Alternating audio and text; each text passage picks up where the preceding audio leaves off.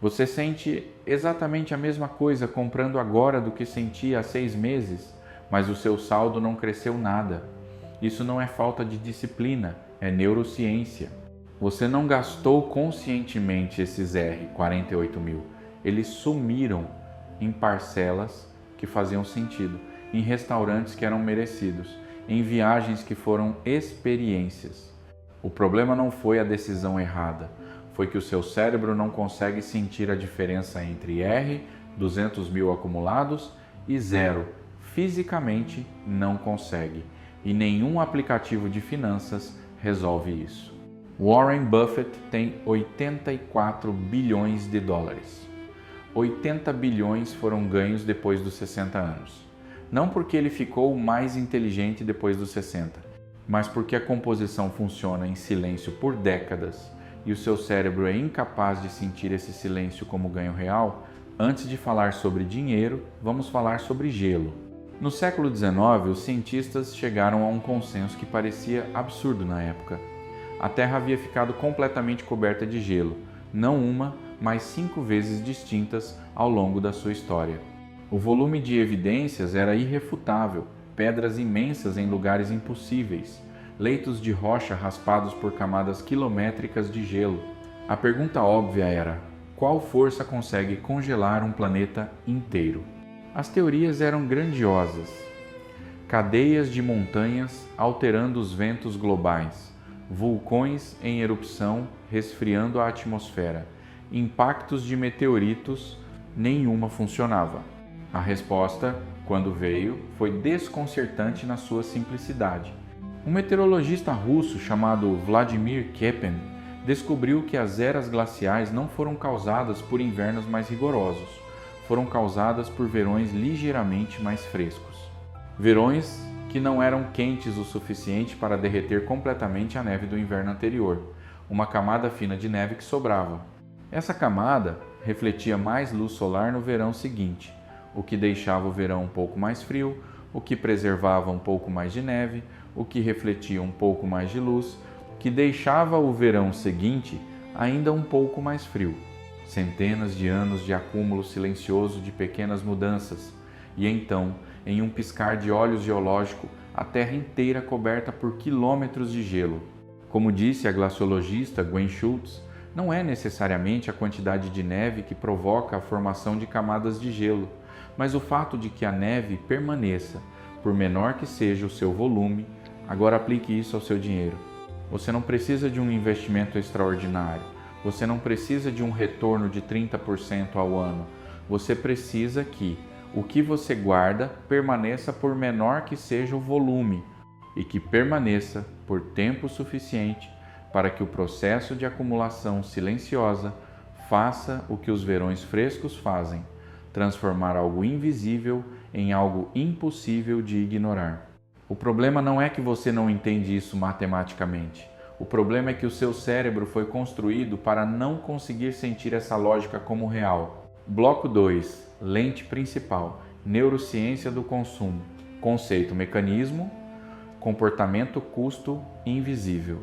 Seu cérebro libera dopamina antes da compra, não depois. Isso é um fato estabelecido de neurociência. O pico de prazer acontece no momento em que você decide comprar, quando você adiciona ao carrinho, quando aprova o pagamento, quando o produto chega na sacola. Não quando você usa o produto. Isso significa que você não compra para ter, você compra para sentir o processo de ter. O neurocientista Wolfram Schultz passou décadas mapeando como o sistema dopaminérgico funciona em primatas. E o que ele descobriu foi contraintuitivo. Os neurônios que liberam dopamina não respondem à recompensa em si. Eles respondem à antecipação da recompensa. Quando a recompensa chega, o disparo para. Quando ela não chega, há uma queda abaixo da linha de base, o que o cérebro registra como perda. Tradução direta para o comportamento de consumo. O momento mais prazeroso da compra acontece antes de você pagar. Depois que você paga, o prazer começa a declinar. Depois que você usa o produto algumas vezes, ele se torna parte do cenário, o cérebro parou de disparar dopamina para aquele objeto, porque ele não é mais novo, não é mais antecipação, é realidade. Isso tem um nome, dessensibilização hedônica, e ela nunca para. O pesquisador de bem-estar Brickman estudou isso na década de 1970 em 2 grupos de pessoas, ganhadores de loteria e vítimas de acidentes que ficaram paraplégicas. Depois de um período de adaptação, os 2 grupos reportavam níveis de felicidade quase idênticos ao que tinham antes dos eventos, tanto a loteria quanto a paraplegia. O que isso significa para o seu padrão de consumo é devastador. O carro que você comprou por R$ 185 mil em 2022 e que causou prazer real por 3 meses, seu sistema nervoso já adaptou o teto do prazer para cima dele. Agora você olha para o modelo de R$ 220 mil, não porque o seu carro quebrou, mas porque o seu sistema de recompensa foi recalibrado automaticamente. O prazer que o carro atual poderia dar, ele já deu, está esgotado. Situação concreta: uma pessoa que ganha R$ 15 mil por mês e gasta R$ 14.200 não é menos inteligente do que alguém que ganha o mesmo e guarda R$ 3.000. Ela tem o mesmo sistema neurológico. A diferença não é conhecimento financeiro, é a estrutura de onde a dopamina vem. Se ela vem de gastar, o comportamento vai se repetir independentemente de quantas planilhas você criar. Agora veja o custo invisível disso. Se você tem 30 anos e guarda R$ 1.500 por mês com retorno de 10% ao ano, você tem R$ 2 milhões aos 60. Se você guarda R$ 500 por mês nas mesmas condições, R$ 1,07 milhão. A diferença de R$ 1.000 por mês ao longo de 30 anos não é R$ 360 mil a mais, é R$ 1 milhões a mais. Isso é a composição. E o seu cérebro não consegue sentir essa diferença como real enquanto você está olhando para aquele jantar de R$ 280 que parece completamente razoável na sexta-feira à noite. Bloco 3, o caso Buffett. O que os livros ignoram. Existem mais de 2.000 livros analisando como Warren Buffett construiu sua fortuna. A maioria foca em estratégia de investimento, escolha de empresas, paciência, visão de longo prazo. Quase nenhum foca no único fator que realmente explica a magnitude do resultado. O patrimônio líquido de Buffett, enquanto este capítulo foi escrito, era de 84,5 bilhões de dólares. Desse total, 84,2 bilhões foram ganhos depois de ele completar 50 anos. 81,5 bilhões vieram depois dos 60. Buffett começou a investir com seriedade aos 10 anos de idade. Aos 30, tinha patrimônio de 1 milhão de dólares, cerca de R$ 50 milhões em valores atualizados. Número impressionante. Mas o número que importa é o seguinte: se Buffett tivesse começado a investir aos 30 anos, não aos 10, com os mesmos retornos extraordinários de 22% ao ano, e tivesse parado aos 60 para se aposentar, qual seria seu patrimônio hoje? Não 84 bilhões, seria 11,9 milhões de dólares. Ou seja, 99,9% do patrimônio de Warren Buffett veio exclusivamente do tempo, não da habilidade, não da estratégia, do tempo que a composição teve para trabalhar. Compare com Gene Simons, do fundo Renaissance Technologies. Simons tem retornos de 66% ao ano desde 1988, 3 vezes os retornos de Buffett. Pelo critério de habilidade pura, Simons é o melhor investidor do mundo e seu patrimônio é 75% menor do que o de Buffett. Por quê? Porque Simons começou tarde, menos tempo de composição, menor resultado final, apesar da habilidade superior. O problema não é encontrar o ativo certo. O problema é que o seu cérebro experimenta guardar dinheiro por décadas com a mesma intensidade emocional de uma tabela no Excel. Zero prazer, zero urgência, zero dopamina, e um jantar de R$ 280 libera dopamina real, agora com feedback imediato. Essa é a competição que está acontecendo toda vez que você decide se guarda ou gasta. Não é uma competição entre disciplina e preguiça. É uma competição entre futuro abstrato e prazer concreto. e o prazer concreto ganha sempre que o sistema não foi desenhado para impedi-lo. Bloco 4, virada. A lente de atrito Ariely, mas aqui está o que a neurociência não consegue explicar sozinha. A neurociência descreve o hardware, o sistema dopaminérgico, a dessensibilização hedônica, a incapacidade de sentir o futuro como real. Mas ela não explica por que pessoas que sabem de tudo isso ainda não mudam nada. Dan Ariely passou décadas estudando o que ele chama de irracionalidade previsível, padrões de comportamento econômico que violam qualquer modelo racional, mas que são consistentes e previsíveis o suficiente para serem explorados sistematicamente. Um experimento em particular é devastador para quem se considera racional com dinheiro. Ariely e seus colegas montaram uma mesa com 2 chocolates, um Lindt trufado por R, 1,50, e um Hershey's Kiss por R, 0,25. A maioria das pessoas escolhia o Lindt. Fazia sentido o melhor produto, preço justificado, tá? Então eles baixaram os 2 preços em R, 0,25. O Lindt ficou em R, 1,25. O Hershey's ficou grátis. A maioria trocou para o Hershey's. O produto não mudou. A diferença de preço não mudou, continuava sendo R, 1,25 entre os dois. A qualidade relativa não mudou. A única coisa que mudou foi que uma palavra apareceu na equação, grátis. E o cérebro desligou o sistema de avaliação racional completamente. Ariely chama isso de o irresistível poder do zero. Grátis não é apenas um preço baixo, é uma categoria cognitiva diferente. Quando algo é grátis, o circuito de análise de custo-benefício é contornado. O cérebro não pergunta, vale a pena? Ele responde automaticamente, sim, porque não tenho nada a perder. Agora veja onde isso aparece no seu comportamento financeiro real. Você adiciona R, 200 a mais no carrinho para ter frete grátis. Você pegou um cartão de crédito com anuidade grátis no primeiro ano. Você fez um upgrade de plano de celular porque os 2 primeiros meses eram grátis. Você assinou um serviço de streaming porque a primeira semana era de graça e depois eu cancelo. Em todos esses casos, o seu sistema de avaliação racional foi desligado pela mesma palavra. Mas o experimento mais relevante de Ariely para esse capítulo é diferente. Em outro estudo, Ariely pediu que 2 grupos estimassem quanto pagariam por uma garrafa de vinho. Antes de dar o número, um grupo tinha que escrever os 2 últimos dígitos do próprio CPF. O outro grupo não escrevia nada. As pessoas com CPF terminando em números altos, digamos 87, 91, 96, davam estimativas consistentemente mais altas para o vinho do que as pessoas com CPF terminando em números baixos. CPF, um número aleatório no documento, determinando quanto você acha que algo vale. Isso é o que Ariely chama de ancoragem arbitrária. A primeira referência numérica que aparece no ambiente qualquer que seja, ela ancora toda a avaliação subsequente de valor, onde isso aparece no seu consumo. Você entrou numa loja de roupas.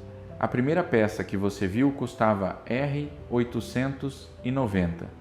Tudo que veio depois pareceu razoável porque estava ancorado no R$ 890 inicial. Você comprou uma camisa por R$ 320 sentindo que estava fazendo um bom negócio. Sem aquela âncora de R$ 890, R$ 320 pareceria caro. As lojas sabem disso. Os e-commerces sabem disso. O preço de e o preço por existem exclusivamente para criar uma âncora que faz você sentir que está ganhando, independentemente do valor real. E agora a conexão com a composição. A razão pela qual guardar dinheiro é tão difícil não é apenas neurológica, não é apenas que gastar libera dopamina e guardar não. É que o ambiente inteiro em que você toma decisões financeiras foi construído para ativar sistematicamente os mecanismos que Ariely mapeou. O grátis do frete existe para desligar seu sistema de avaliação. A âncora de preço existe para fazer o consumo parecer inteligente. O parcelamento em DOSEX sem juros existe para tornar o custo invisível, porque R$ 120 por mês não sente como R$ 1.440 à vista, mesmo sendo exatamente isso. Você não está falhando em disciplina financeira num campo neutro. Você está tentando nadar contra uma corrente que foi projetada por pessoas muito mais bem pagas do que você para que você não consiga nadar. A composição exige que você remova dinheiro desse ambiente antes que os mecanismos de Ariely o alcancem. Bloco 5. A matemática que o cérebro recusa. A IBM desenvolveu um disco rígido de 3,5 MB na década de 1950. Na de 1960, algumas dezenas de megabytes. Na de 1970, 70 megabytes. No início da década de 1990, um PC típico tinha de 200 a 500 megabytes. E então a coisa disparou. 1999 iMac com 6 GB. 2003 120 GB. 2006 250 GB. 2011 primeiro disco de 4 TB. 2019 100 TB. De 1950 a 1990 ganhamos 296 megabytes em 40 anos. De 1990 até hoje ganhamos 100 milhões de megabytes. Se você fosse um otimista em relação à tecnologia nos anos 1950, poderia prever 1000 vezes mais capacidade, talvez 10.000, ninguém diria 30 milhões de vezes mais. Mas foi o que aconteceu. Em 2004, Bill Gates criticou o recém-lançado Gmail, questionando a necessidade de 1 GB de armazenamento. Bill Gates, o homem que construiu a Microsoft, não conseguia imaginar o que crescimento exponencial faria com o armazenamento em 10 anos. Isso não é estupidez de Gates, é a limitação universal do pensamento linear. Se eu pedir que você calcule 8 mais 8 mais 8 mais 8 mais 8 mais 8 mais 8 mais 8 de cabeça, você chega em 72 em alguns segundos. Se eu pedir que você calcule 8 vezes 8 vezes 8 vezes 8 vezes 8 vezes 8 vezes 8 vezes 8 vezes 8, sua cabeça trava. A resposta é 134 milhões. O seu cérebro opera em lógica linear por padrão. A composição é matemática exponencial. E a distância entre as duas não é uma questão de educação, é uma questão de como o sistema cognitivo humano foi calibrado ao longo de centenas de milhares de anos de evolução num ambiente onde nada crescia exponencialmente. Esse é o motivo pelo qual nenhuma tabela de juros compostos muda comportamento de longo prazo. Você vê os números, fica surpreso e 2 dias depois está de volta ao padrão original.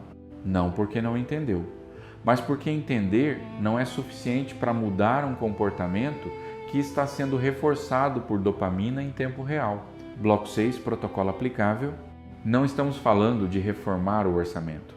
Estamos falando de ajustes cirúrgicos nos pontos exatos onde o sistema falha. Ajuste um automatize antes que o ambiente te alcance. O dinheiro destinado a crescer precisa sair da conta antes que o seu sistema de recompensa registre ele como disponível para gastar. Não vou sobrar e guardar. Débito automático no dia 1, o mesmo dia em que o salário cai. Por quê? Isso funciona onde a força de vontade não funciona. O que o cérebro não vê como disponível. Ele não processa como perda quando não gasta. A dor da perda só acontece quando você vê o dinheiro, considera gastar e decide não gastar. Se o dinheiro já saiu antes dessa janela cognitiva abrir, a dor não existe. Ajuste 2. Quebre a âncora de preço conscientemente. Antes de qualquer compra acima de R$300, pergunte: qual foi o primeiro preço que eu vi nessa sessão de compra? Quanto esse número está influenciando o que parece razoável agora? Não precisa ser uma análise longa. 30 segundos de pausa consciente é suficiente para desativar a ancoragem automática que Ariely mapeou. O problema nunca foi a decisão, foi que a decisão estava sendo tomada sem que você percebesse que estava sendo tomada. Ajuste 3. Dê um nome concreto ao que está crescendo. Reserva de emergência não libera dopamina. É uma categoria abstrata de precaução futura. O cérebro não responde com urgência a categorias abstratas. Liberdade em dezembro de 2030 é diferente. Especificidade ativa o sistema de antecipação de recompensa, o mesmo que ativa quando você coloca algo no carrinho, não no mesmo nível. mas o suficiente para que guardar deixe de ser completamente neutro em termos de prazer. Ajuste 4 meça o que cresceu, não o que falta. O sistema de perda e ganho do cérebro, mapeado por Kahneman, pesa a dor da perda aproximadamente 2 vezes mais do que o prazer do ganho equivalente. Isso significa que olhar para o quanto ainda falta para a sua meta financeira ativa um sistema de dor que mina o comportamento que você precisa manter. Troque a métrica. Em vez de faltam R, 420 mil para a meta, use cresci R, 8.400 esse mês. Mesmo número, direção oposta, resposta emocional completamente diferente. Ajuste 5, construa um sistema que não depende de como você se sente. O maior inimigo da composição não é o gasto alto, é a interrupção.